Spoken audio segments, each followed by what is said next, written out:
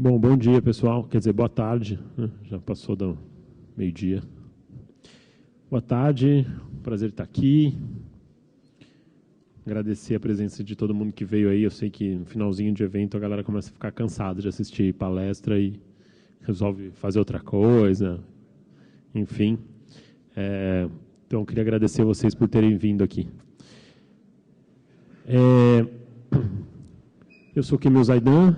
Na verdade, a palestra no evento está com outro nome, né? Mas eu não sabia direito que nome colocar, enfim, aí resolvi fazer uma provocaçãozinha e colocar diferente aqui no slide. Lá no evento está como desenvolvimento mobile com handlebars, Zepto e Cordova, né? Bom, falar rapidinho de mim, não perder muito tempo. Aqui meu Twitter, né? Meu blog, se alguém quiser saber um pouquinho mais de mim. Estou aí na comunidade de software livre já faz algum tempo, pelo menos há quase, acho que 9 anos. Esse acho que é meu 6º FISLI. Já trabalhei com o terceiro setor, já trabalhei na Linux Magazine, finada Linux Magazine, fui editor-chefe da Linux Magazine. Alguém aqui conheceu a Linux Magazine quando ela existia ainda, estava viva? Pô, era bacana, adorei trabalhar lá, aprendi muito, foi muito bacana, uma fase legal. E hoje sou evangelista lá na Local Web. E um pouquinho, essa palestra foi um pouquinho um case que a gente teve lá, que eu vou contar para vocês as opções que a gente tomou e o porquê que a gente fez dessa forma, enfim. Espero que o meu pointer aqui não me pregue umas peças. Da última vez ele me pulou uns slides de uma vez. Eu apertava uma vez e pulava uns 3, 4 slides. Se começar a fazer isso, eu vou para o teclado ali. Bom, dar o contexto para vocês, né? Tem um evento lá que a gente começou a fazer na Local Web a partir do ano passado, que nada mais é do que um hackathon, né? Ou pelo menos da forma como a gente encarou lá. Chama Innovation Week, né? Então, o hackathon é essa coisa que você tem uma ideia focada em inovação e tal, e você propõe, monta um time, e aí você tem um tempo lá para implementar rápido, né? E tentar fazer um MVP, alguma coisa rápida e tal.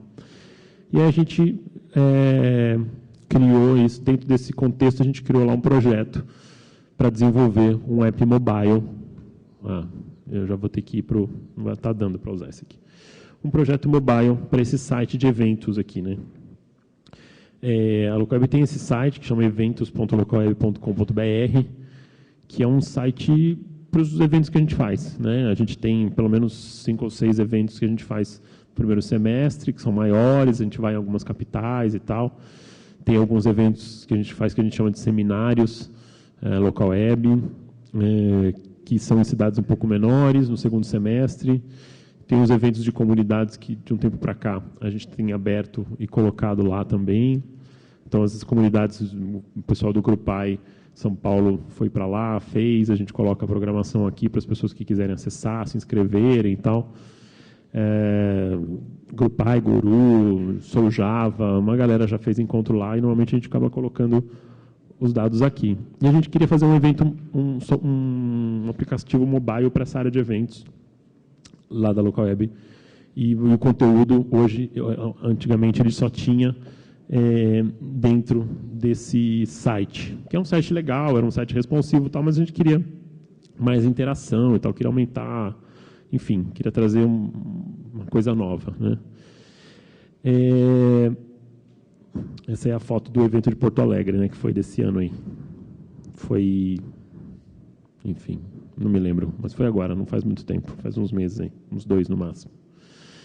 É bacana, eu sugiro, se vocês quiserem, não é porque eu trabalho lá não, mas a gente sempre traz uma galera com uns tópicos bacanas, sempre tem marketing digital, desenvolvimento web, e bem focado em web, com alguns temas bacanas, um pessoal bacana, então normalmente tem umas talks legais, assim. Esse ano tinha gente falando de React, tinha gente falando de Elixir, linguagem funcional, estava bacana. Bom, e qual que era o contexto, né? A gente tinha lá esse site estava no WordPress, legado, digamos assim, porque eu já estava lá há muitos anos nisso, né? Tinha um tema super customizado, cheio de shortcodes lá do WordPress, né? Se vocês entrarem nele hoje, vocês ainda vão ver esse tema. Então, tinha uma base de dados lá de 20 gigas, né, de vários eventos que já foram feitos, com coisas antigas e tal.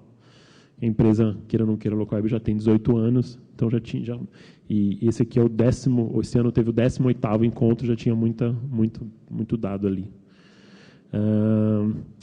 E aí, assim, né, aquela coisa de empresa, o site é mantido por um time que cuida de sites lá dentro, que chama FT Sites, só que ele é alimentado pelo marketing, porque é o marketing que cria esses eventos, que organiza esses eventos, né? Isso tem várias vantagens, né? Porque para o WordPress, pode falar o que for do WordPress, mas para o usuário ele é muito fácil de usar, né? Então, o pessoal do marketing entra lá, insere mesmo com vários shortcodes e tal, a gente ensinou, você tem que colocar assim, assado, tem que colocar essa tag aqui que a gente criou desse jeito para aparecer direitinho lá na página e tal. E o pessoal do marketing consegue colocar e inserir os dados com uma maneira super fácil, né? Dentro do sistema. A gente hoje está usando ainda um sistema do eMasters para fazer inscrições, que é parceiro nosso, que é esse credencial.emasters. A gente embeda um iframe lá com o esquema da inscrição, e é um sistema separado que a gente usa desse parceiro que a gente tem, né? E tem até a parte de pagamento, ele cuida disso também, né? Fazer a inscrição, pagamento, etc. Exportar os dados depois para a gente usar no momento de inscrição, etc.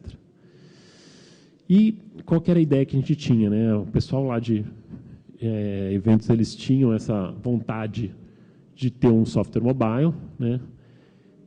E a gente chegou para eles e falou, a gente está a fim de fazer esse software mobile para vocês. O que vocês gostariam que ele tivesse? Eles passaram essas coisinhas que eles gostariam de ver. A gente queria que tivesse a programação, a gente queria que tivesse lá, que desse para fazer as inscrições também pelo app, que desse para fazer check-in pelo app, que tivesse push, mostrasse lá quem são os patrocinadores, apoiadores, porque apesar dos eventos serem nossos, a gente tem alguns patrocinadores, etc. Desse para avaliar as palestras, ver os palestrantes, ver onde comer, que era super importante, né? A galera conseguisse ver quais são as opções para comer em volta e tal. Contatos, etc. Passaram essa lista aqui de requisitos que eles queriam que a aplicação tivesse, né? Bom, e aí a gente vai ter lá uma semana para fazer esse app, que era o tempo que a gente tinha dentro desse hackathon, né? Quais são as opções que a gente tinha? A gente pensou em várias coisas. A gente falou, a gente pode até criar só um app estático, assim, mobile, uma página estática que a gente cria um APK disso aqui e sobe e tal, só para provar o conceito e tal. Mas isso é ruim, não é legal, tal, tem pouca interação. Vamos criar uma API separada. A gente até pensou em usar o loopback.io, que é um projeto open source, que a gente consegue plugar ele numa base de dados e criar uma API super rápida, projeto em Node bacana para fazer isso. Hoje em dia tem também Parser, tem outras coisas. O Parser Server teve o código-fonte aberto, a gente podia usar alguma coisa parecida. A gente pensou em usar alguma coisa desse tipo, assim, um back-end as a services para fazer rápido o negócio, né? Ou criar uma API separada para consumir para o app mobile consumir esses dados, né? Por quê? Porque a gente já tinha esses dados nesse WordPress e a gente precisava acessar eles por aplicação mobile. O problema disso é que tem uma duplicação de trabalho, né? Você teria que pegar alguém que pegasse o site, abrisse e jogasse nessa API e duplicar esse conteúdo para acessar, para ter acesso pelo app mobile, ou usava um software desse tipo Loopback.io, Parser, alguma coisa para conectar na mesma base de dados e gerar uma API que o site pudesse que a aplicação mobile pudesse acessar, né? Bom, a gente tinha algumas opções e aí a gente decidiu por algo parecido, nenhuma dessas, mas algo semelhante, né? Na época, não tinha saído nem a versão 4 do WordPress, que tem o REST API, agora por padrão, e aí a gente usou, na verdade, um plugin, que é esse plugin aí, JSON API, que era um plugin open source, criado pelo MoMA, Museu de Arte Moderno, de Nova York, que criava uma API RESTful a partir do WordPress, né? Ele faz, na verdade, ele faz um parser do post, né? Ele gera um parser, ele faz um parser do post, então vem um conteúdo, às vezes, bem com bastante, no nosso caso, do tema, tem muitos shortcodes, ele vinha um pouco sujo, com muita tag HTML, com muita classe, etc., em alguns trechos, mas ele separa bem, né? Ele consegue separar, ele já separa assim, quem é o autor, a data de publicação, ele conseguia separar várias coisas. E ele dava uma API bem consistente assim, para acessar o conteúdo, isso ele cria automático, logo de cara, né? Uma API RESTful mesmo, então você pode acessar os posts pelo slug, né? Pelo título, ou pelo ID, ou enfim, você tinha várias formas de acessar de uma forma bem consistente. E como ele era um plugin aberto, né, com uma licença livre, a gente, na verdade, modificou ele para que ele fizesse esse parser do jeito que a gente queria e entregasse para a gente um JSON bem limpinho, só com os dados que a gente precisava exatamente, com os campos que a gente precisava, e para a gente não ter que ficar fazendo o parser disso no client-side, ali no device, né? A desvantagem disso é que qualquer mudança de tema tem que mudar esse plugin, esse parser, né? Então, se a gente resolver mudar o tema do WordPress, tem que mudar essa parte também, para ele parsear isso de novo. Óbvio, tem uma limitação de API, porque o que a gente conseguiria fazer, e aí a gente resolveu isso utilizando APIs de terceiros e as APIs do próprio device, né, do mobile, usando geolocalização, usando API de compartilhamento em redes sociais e tal, coisas que eu vou falar daqui a pouquinho. E a vantagem é que a gente mantinha os dados onde eles estão hoje, com o mesmo processo de inserção, de criação dos eventos, de inserção do conteúdo. Então, isso não mudava qualquer modificação. Mudou um palestrante, cancelou, mudou o tema da palestra e tal. Isso já era refletido na hora no app. Então, isso eram vantagens de adotar esse sistema, né? A gente não precisava ter que ficar replicando o dado, não precisava ensinar alguém a inserir esses dados de uma outra forma, numa outra API. Qualquer modificação que era feita era refletida imediatamente no app. Então, essa foi uma vantagem grande de ter adotado esse sistema aí.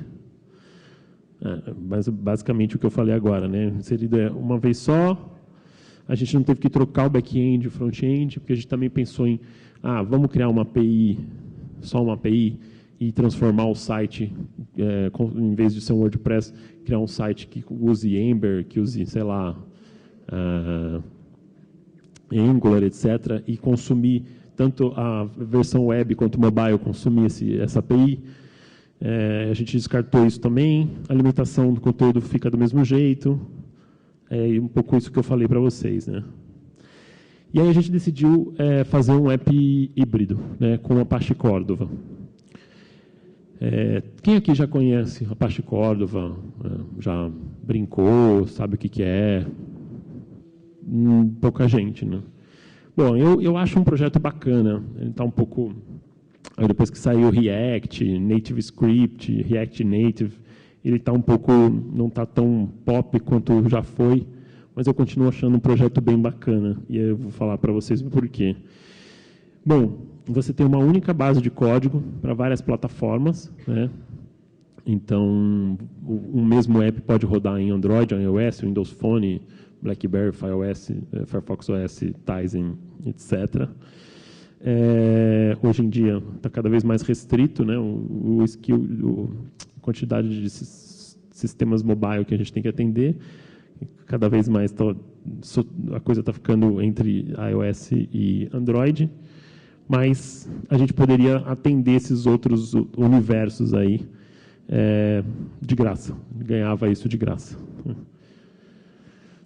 O desenvolvimento é muito rápido, muito simplificado, principalmente para quem tem igual a gente lá, o skill de desenvolvimento web, né? A gente é uma empresa de desenvolvimento web, então os desenvolvedores que tem lá são desenvolvedores web e conhecem muito bem isso.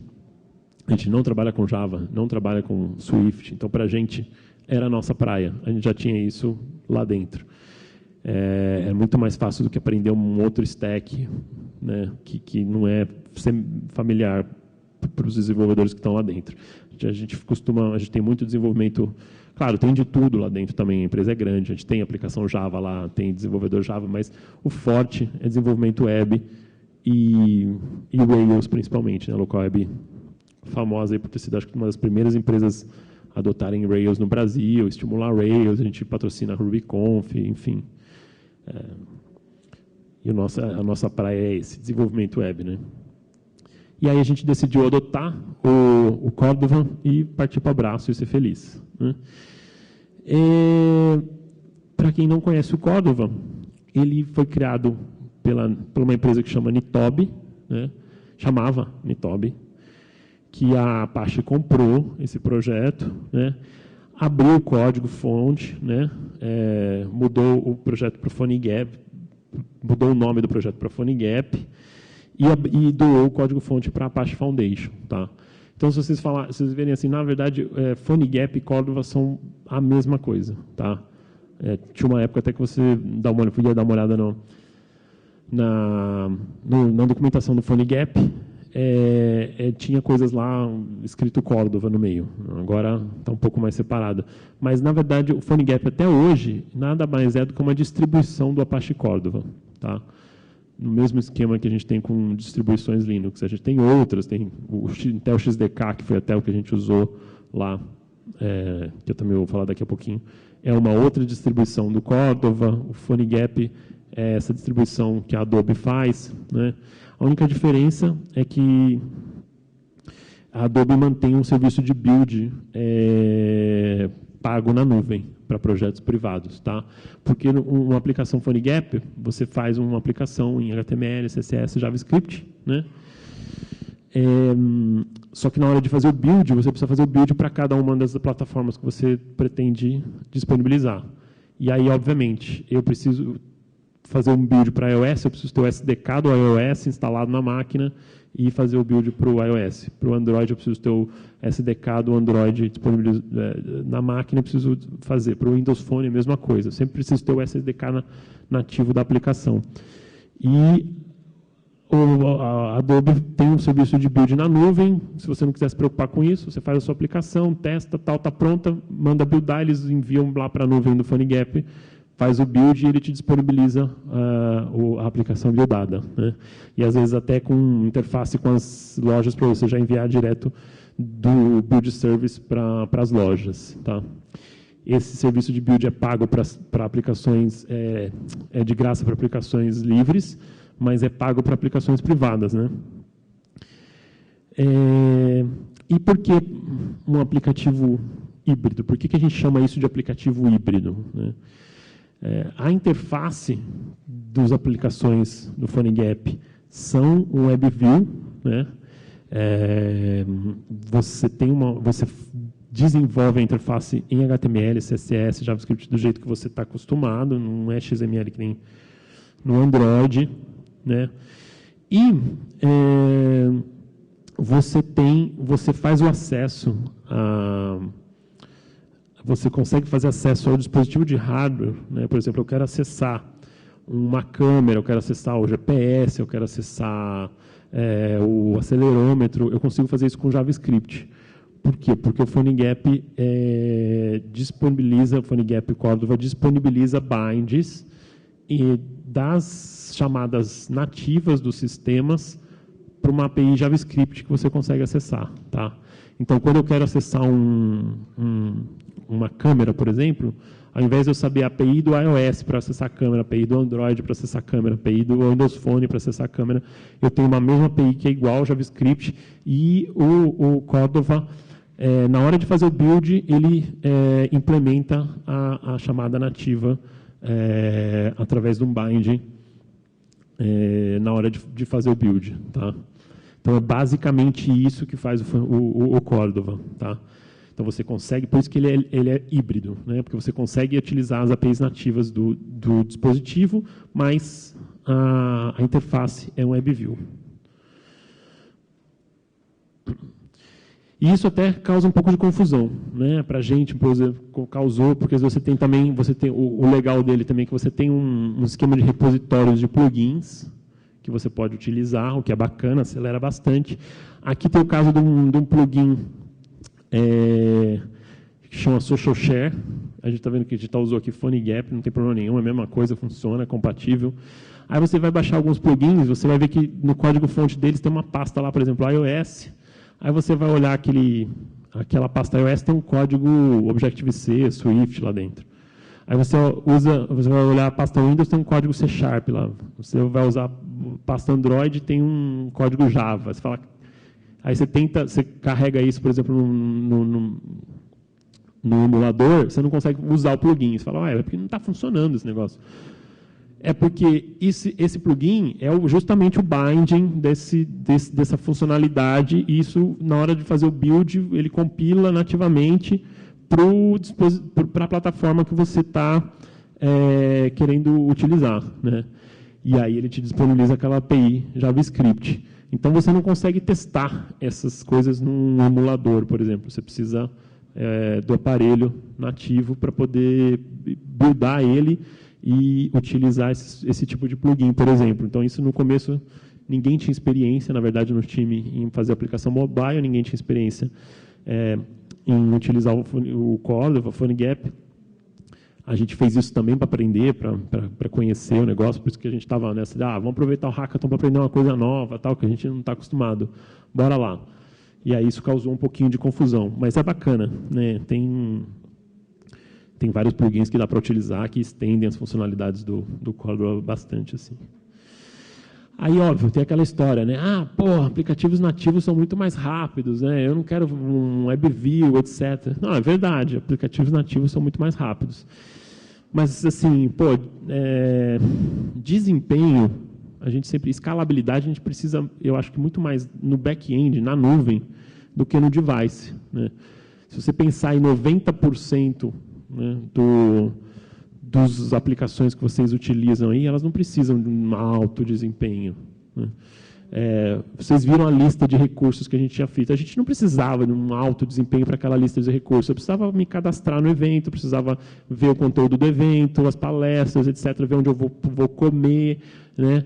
Para isso, eu não preciso de um super desempenho do meu celular. Um WebView atende sobrando. Óbvio, você tem que saber fazer uma aplicação mobile leve, né? Uma aplicação mobile web leve, e a gente teve essa preocupação, então assim, ficou muito rápido. Cachear as coisas é importante, né? Então, assim, sabendo fazer, ele fica muito rápido e você, para o usuário não está nem aí se a aplicação é nativa, se não é, ele quer ter uma boa experiência, né? E uma boa experiência não está ligada tanto à tecnologia que você está usando, mas à experiência de uso com a aplicação, né? Claro, se ela é responsiva, se ela atende, se ela faz o que o cara quer. Então, assim, não é a tecnologia. Se fosse assim, toda aplicação nativa ia ser maravilhosa e toda aplicação híbrida ia ser uma porcaria, e não é isso que acontece, tá? E assim, por exemplo, e coisas que estão saindo hoje, eu não estou muito ligado em React, estou começando a estudar agora. Mas, pelo que eu vi, o React Native faz a mesma coisa que o Cordova faz, só que também com as views, né? Então, você tem binds, lá no Cordova você tem binds para acessar recursos do dispositivo com uma API JavaScript. No React Native, no NativeScript, essas coisas, ele faz a mesma coisa também com a view, né? Então, a visualização não é mais uma WebView, mas aquela view nativa do device, apesar de você fazer a aplicação toda da mesma forma, com tecnologias web, mas quando você manda renderizar um botão, ele não é um botão em HTML, mas é um botão nativo lá do device. Se tiver um bug naquele botão do device, vai ter um bug também no seu, tá? Porque você está chamando aquele botão nativo. Então, basicamente, é isso que ele faz também. Parece que quem usa Xamarin também parece que o Xamarin faz a mesma coisa, só que com C#, não é com Mono. A diferença é que tem que embarcar o runtime lá do Mono, do C# no APK. Aqui a gente já não precisa, né? A gente usa a WebView nativa do device, embora dê para você usar, por exemplo, um Crosswalk, que também embarca uma engine de renderização toda dentro do APK e você garante que a compatibilidade com as tags, com as versões de APIs do HTML5, etc., também estão 100% iguais em todos os devices que você está usando. Bom, vantagens e desvantagens aí desse approach, dessa abordagem. Você tem um aproveitamento de código muito maior, né? Você consegue fazer com uma base de código só aplicação para todas as plataformas, né, disponíveis aí basicamente. Você tem liberdade para utilizar diversas ferramentas que talvez o seu time já esteja acostumado. Então, se o seu time usa Ember, usa Angular, etc., você pode utilizar isso, continuar utilizando essas tecnologias no desenvolvimento de app mobile. Por conta disso, a coisa é muito mais rápida, né? Você não tem que ficar criando um app para cada sistema, reproduzindo, aí o back-end tem uma modificação, aí você faz isso, reproduz em todos. As desvantagens, você tem alguns edge cases, né, que você precisa controlar, mas isso também acontece no desenvolvimento nativo. Então, sei lá, o iOS tem um botão para voltar para home, o Android é outro. Então, enfim, você tem formas de fazer isso. Na aplicação Cordova também não é muito diferente, também, apesar de ser uma questão, não é muito diferente. Óbvio, a WebView é um pouco mais lenta? É um pouco mais lenta. Se você souber desenvolver direito a aplicação, você consegue resolver boa parte disso. Mas, para casos extremos, talvez jogos, enfim, coisas que eu não consigo pensar, exemplos que eu não consigo pensar, talvez não seja o caso, mas acho que para mais de 90% das aplicações que a gente usa no dia a dia, uma WebView dá conta do recado. E a diversidade de opções também pode ser um problema, que a gente tem, o mundo web é muito mais diversificado do que das aplicações nativas e das plataformas mobile com seus respectivos sponsors aí, né? Então, você quer fazer uma aplicação Android, você vai usar aquilo que o Android te fala para usar, aquelas bibliotecas, aquele SDK, aquela coisa. No mundo web, a gente tem um monte de opção, né? Então, assim, a provocação era um pouco essa, né? Pô, não acha que nativo serve para tudo, é bala de prata e vai resolver todos os meus problemas um pouco a minha motivação de fazer essa palestra era um pouco essa, assim, mostrar que isso não é verdade. Dependendo do seu caso, da sua equipe, da tecnologia que você trabalha, do problema que você tem para resolver, talvez fazer uma aplicação nativa seja até pior, né? Dê mais trabalho, certamente. Aí a gente caiu naquele problema de que ferramentas que a gente vai usar, né? Como eu falei para vocês, ninguém do time conhecia a aplicação mobile, ninguém tinha feito aplicação mobile. Tinha uma galera lá todo mundo com stack web, etc. Ninguém conhecia Angular, ninguém conhecia várias coisas, enfim. Eu tinha feito lá um cursinho de Angular no Code School, pensei em utilizar para aprender e tal. Fiquei na dúvida se a gente usava ou não. O Ionic é um framework baseado em Angular para desenvolvimento mobile, que a gente pode utilizar junto com Cordova. E aí, só que a gente decidiu não utilizar o Ionic e decidiu usar o Zepto com handlebars, tá? A gente ficou também, a gente pensou em usar o jQuery Mobile ou o Zepto. Não sei se alguém conhece os dois aqui. Alguém aqui conhece Zepto? JS? Então, assim, é isso aqui a gente falou, então, já que a gente não vai usar o Ionic, vamos usar o jQuery Mobile. Aí tinha um cara de front lá no time, o time eram basicamente 4 pessoas, tá? Eu, mais 2 desenvolvedores de back-end, originalmente, que ficaram codando JavaScript, e um cara que ficou fazendo o CSS. Basicamente, foram nós 4 que fizemos era um time de 4 pessoas. Tiveram mais algumas pessoas que ajudaram em algumas coisas, mas com participações menores, assim. quem codou mesmo foram basicamente 4 pessoas. E aí ele é um cara de front lá da Local Web, do time de front, ele falou, bom, não vamos usar o jQuery, não, vamos usar o Zepto. O Zepto é basicamente um jQuery em streamline, bem magrinho, bem levinho, com foco em performance, modular, e sem a preocupação de compatibilidade entre vários navegadores. E ele é feito para desenvolvimento mobile, para ser rápido, ter performance, e ele tem uma API compatível com o jQuery, mobile, com o jQuery. Então, você pode até usar, ao invés de usar o jQuery, usar o Zepto e usar um plugin do jQuery com ele que vai funcionar. Tá? Então, foi uma coisa bacana que a gente optou, porque realmente ele tem uma performance bem bacana. E todo mundo já estava acostumado com o jQuery, então, na verdade, foi um win a gente não ter usado o Angular. Foi uma coisa que, no final, a gente se provou uma decisão acertada. Por quê? Porque era um custo de aprendizagem muito grande para o que a gente precisava, né? E a gente utilizou o Handlebars, que é um template engine que eu acho que todo mundo deveria conhecer. Não aconselho mais ninguém a fazer web hoje sem usar um template engine, nem mesmo que seja uma página estática. E aí, quando a gente usou Zepto com Handlebars, inclusive o Angular perdeu boa parte da graça para mim, porque a gente falou, a gente fez o nosso Angular. Porque o Handlebars é basicamente um template engine que você coloca um JavaScript lá na página, e aí você usa uma anotação que é muito parecida com o Angular, de square brackets, né? E quando você atualiza aquele campo, uma variável, por exemplo, ele atualiza aquilo automaticamente na view. E a gente usava o Zepto para fazer as requisições, usava o Handlebars para renderizar as coisas na view, e a gente meio que falou, poxa, claro, Angular tem muito mais funcionalidades, etc. Mas quando a gente viu a aplicação pronta, a gente falou, putz, a gente fez muito rápido, porque a gente praticamente fez a aplicação em 3 dias. A gente fez em 3 dias, a gente usou o quarto para debugar, no sexto a gente estava apresentando para a diretoria. Na sexta-feira, né? E aí a gente falou, a gente meio que fez o nosso Angular, fica muito parecido, inclusive, né? Claro, muito menos funcionalidade, mas entregava o que a gente queria com muito mais performance.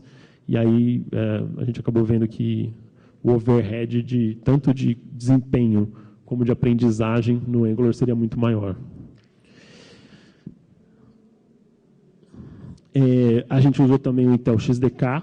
Como eu falei para vocês, ele é uma distribuição do Cordova feita pela Intel. E aí ele junta não só o Cordova, mas como mais alguns projetos open source na mesma IDE, digamos assim. Ele traz lá um ambiente integrado de desenvolvimento, né? Ele roda em cima do Node, então você consegue fazer, ele tem um brackets lá dentro, por exemplo. Você não precisa usar o editor de texto dele, mas você pode utilizar, está lá dentro também.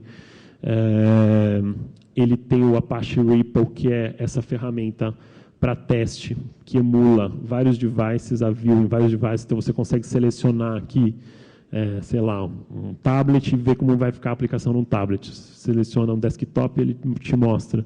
Você seleciona sei lá, um Nexus 5, ele te dá algumas opções ali. Ele te mostra como que aquilo vai aparecer nesses diferentes devices. Te dá um preview disso, né? E esse Apache REPL, inclusive, é o cão para você instalar ele sem essa distribuição aqui, né? Porque você tem que compilar ele, enfim, é trabalhoso para fazer a compilar. Na época, pelo menos, que a gente usou, não tinha distribuição binária dele, então era meio complicado. E ele já te entrega isso tudo pronto, tudo integrado, tudo funcional, com várias coisas prontas, várias opções, ele já embarca lá o jQuery se você quiser, ele te cria tipo um scaffold para você, né, de aplicação mobile.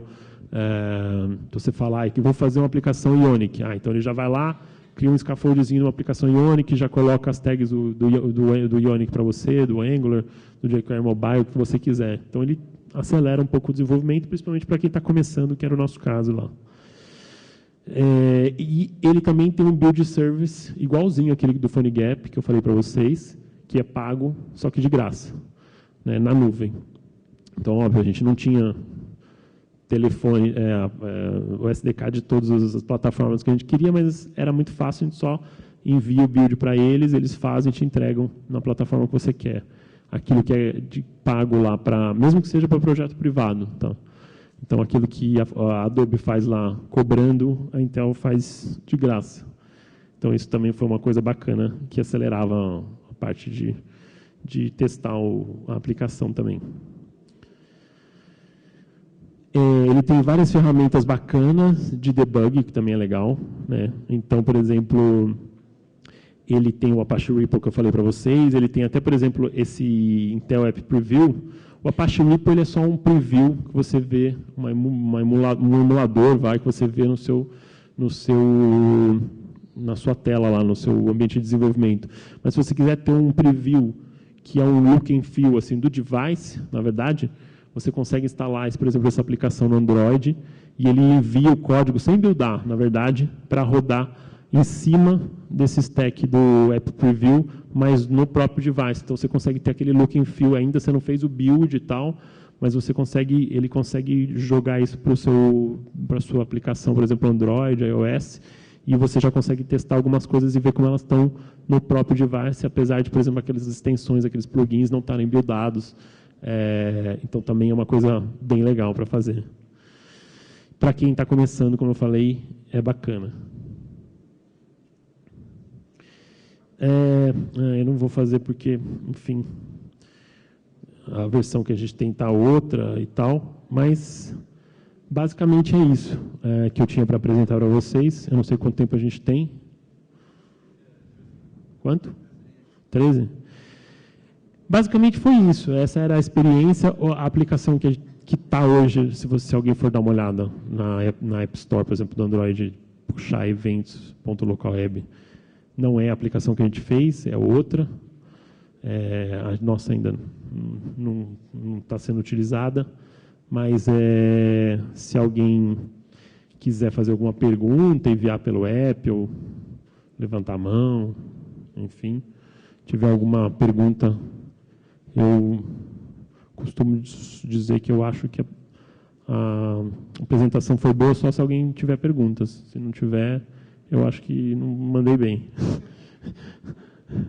Deixa eu ver aí no aplicativo se alguém já mandou. Na minha outra palestra que eu dei, não deu tempo de usar esse esquema aqui, novo, do FIS. Alguém? Pô, não gostaram, não foi legal isso. Tem um cara lá. Tem alguém para levar ali? Pode perguntar.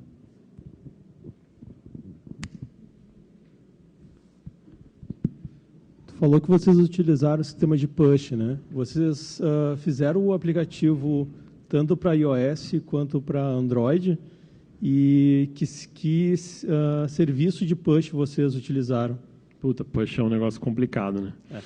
Cara, assim, tem um plugin que a gente utilizou, não me lembro o nome, que faz que você consegue enviar push, tá? E aí a gente até estudou algumas alternativas de servidor. Por exemplo, eu descobri um servidor de push que chama Air Notifier, que também a gente... porque eu falei, essa aplicação que a gente fez ainda não está sendo utilizada, né? Mas ele é bacana, é uma aplicação em Python, open source também, livre, que, na verdade, ele acaba virando um gateway de push, por exemplo. Então, você consegue, por exemplo, tendo esse servidor lá, colocando as chaves de API, por exemplo, do iOS, do Android, etc., lá, e ele tem uma API RESTful, você consegue, por exemplo, integrar ele com um site, por exemplo, e você faz uma requisição HTTP para ele, e aí ele dispara para as plataformas, para o serviço de push das plataformas. Era uma forma mas a gente ainda não resolveu isso também, não. A gente descobriu esse app, deu uma testada, brincou e tal, chama Air Notifier, é bacana, dá uma olhada. E tem um plugin, quando a gente fez, A gente implementou o push, a gente só não apresentou, por exemplo, lá no Hackathon, porque a gente fez o push, mas a gente não fazia ele aparecer na barra de notificações, por exemplo. Ele aparecia como... A gente implementou assim como um alert. Não deu tempo da gente colocar tudo. Ele aparecia como um alert feio lá, então a gente falou, vamos deixar para ele olhar direito. Mas pushão, né, é uma das coisas mais complicadas, eu acho, que tem para implementar mesmo, com esse tipo de tecnologia. Mas tem formas, dá para fazer. Tá? O que mais? Mais alguém? Mais ninguém? Ninguém? Então é isso, pessoal. Obrigado. Foi um prazer. Se alguém quiser conversar depois, trocar uma ideia, estou por aí mais um pouquinho até o final do evento. Valeu, brigadão. E bom final de FISD para todo mundo aí.